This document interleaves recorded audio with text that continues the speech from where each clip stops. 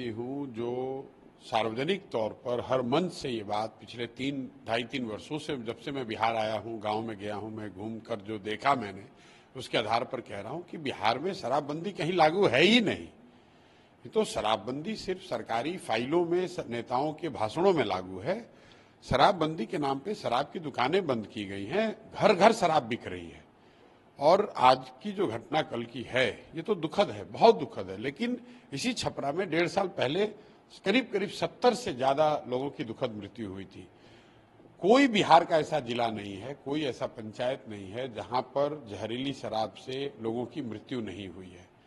बहुत घटनाएं जब कुछ रिपोर्टेड हैं, बहुत घटनाओं का रिपोर्ट भी नहीं हुआ है। और ये तो मृत्यु जब एकदम एक तरह से एक्सट्रीम घटना है।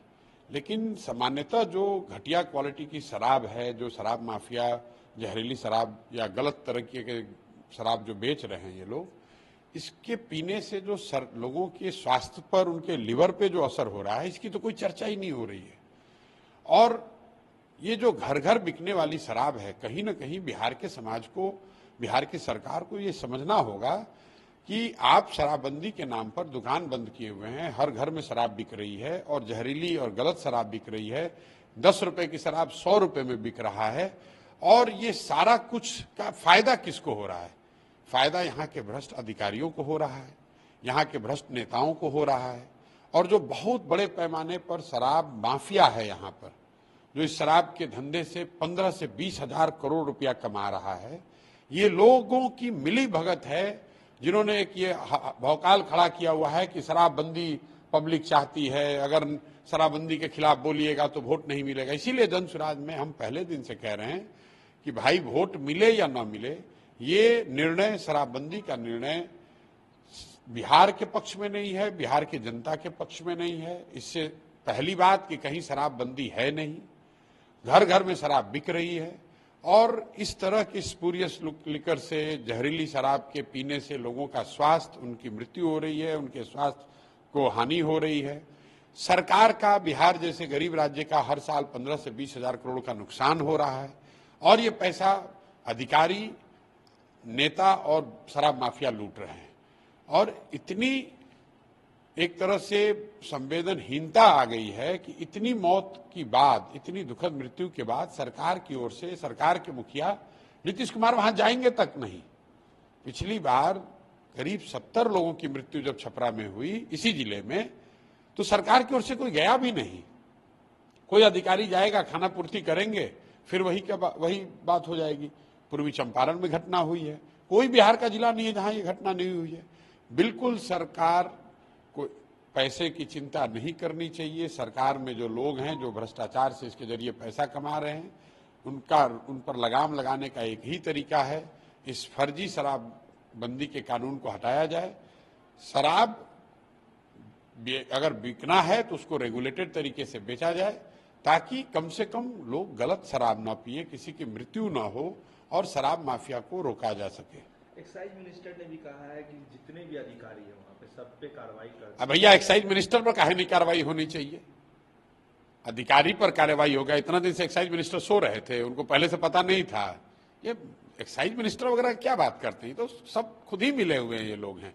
बिहार में किसको नहीं पता है कि चोरी हो रही है? एक्साइज मिनिस्टर क्या बात करती है? सब खाना पूर्ति करने वाले लोग हैं। जब मुख्यमंत्री कुछ नहीं कह रहा है, मुख्यमंत्री के 4 सलाहकार जो बैठ के राज्य चला रहे हैं वो कुछ नहीं बोल रहे हैं, सब उससे पैसा कमा रहे हैं, क्या बोलेंगे ये लोग?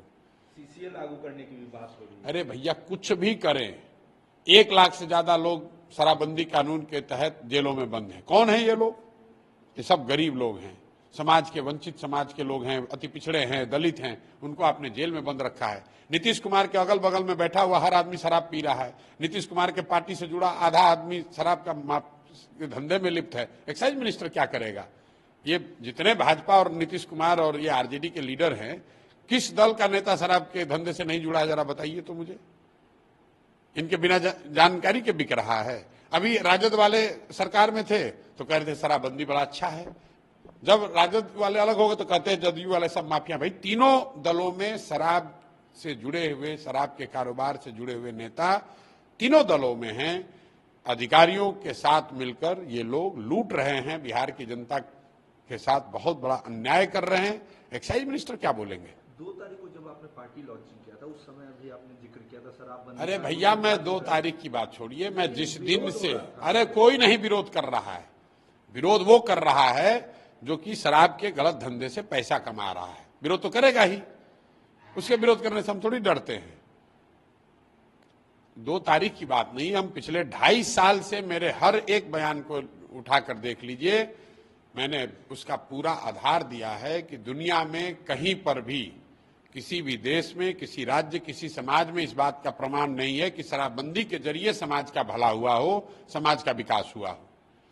दूसरा बात लोग बताते हैं गांधी जी ने कहा, ऐसे ऐसे बेवकूफ हैं। मैं 100 दफे कह चुका हूं कि गांधी जी ने शराबबंदी को सामाजिक प्रयास के तौर पर बताया कि समाज को कोशिश करनी चाहिए कि लोग शराब से अलग रहें, शराब न पिएं। वो ठीक बात है। गांधी जी ने ये नहीं कहा कि कानून बनाकर शराबबंदी लागू कर दीजिए।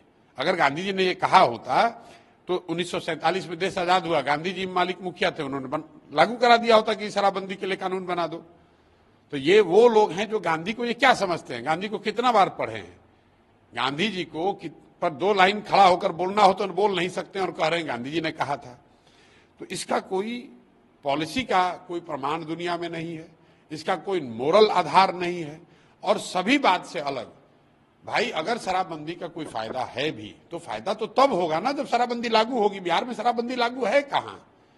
बिहार में शराबबंदी के नाम पर दुकान बंद हुई, सरकार को रेवेन्यू मिलना बंद हुआ, सरकार शराब का कारोबार करने वाले लोगों पर जो रेगुलेशन होना चाहिए वो खत्म हो गया।